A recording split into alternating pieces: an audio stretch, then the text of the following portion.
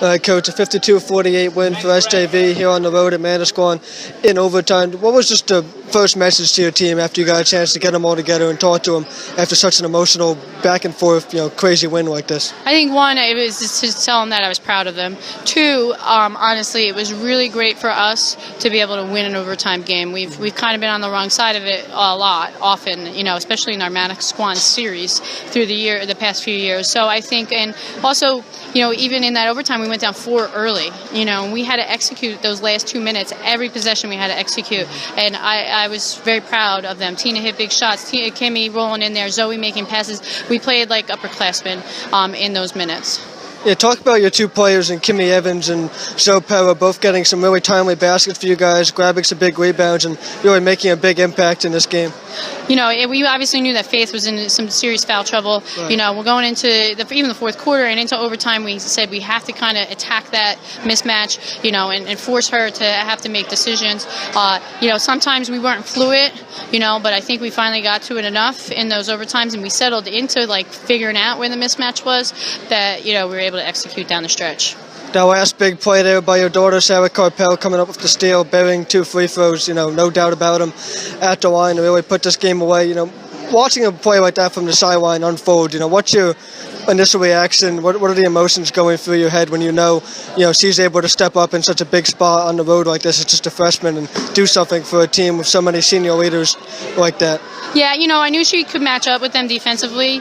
She was a good matchup. That's why she was on the floor at that point in that situation. She jumped the pass beautifully. She, did it kind of how we teach it.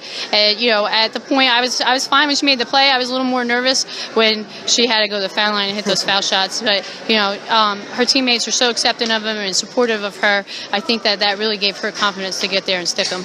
You mentioned this team struggling at times in some close games over the years and some overtime games as well.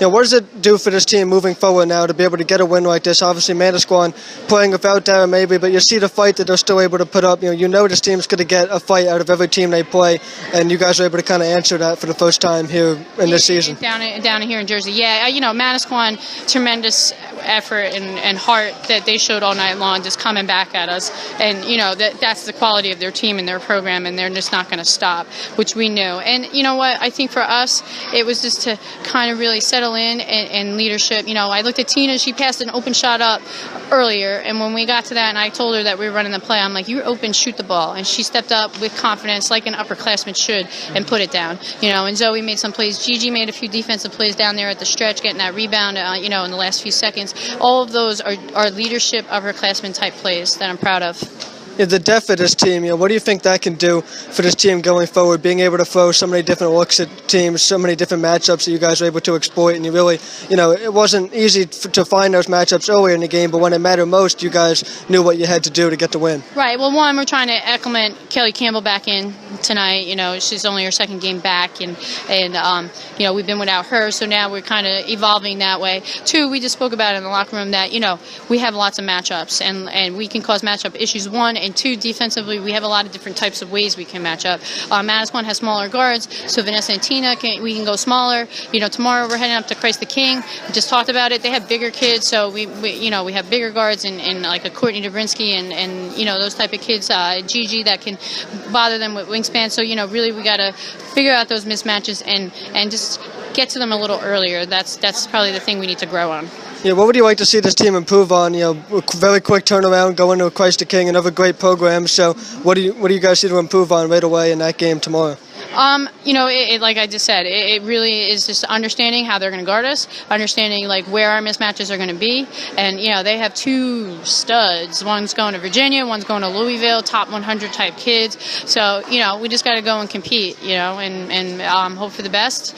And that's why I scheduled it this way, because I'm a crazy coach like that, and I'm going to challenge my kids because at the end of the day, we want to be there at the end of the year.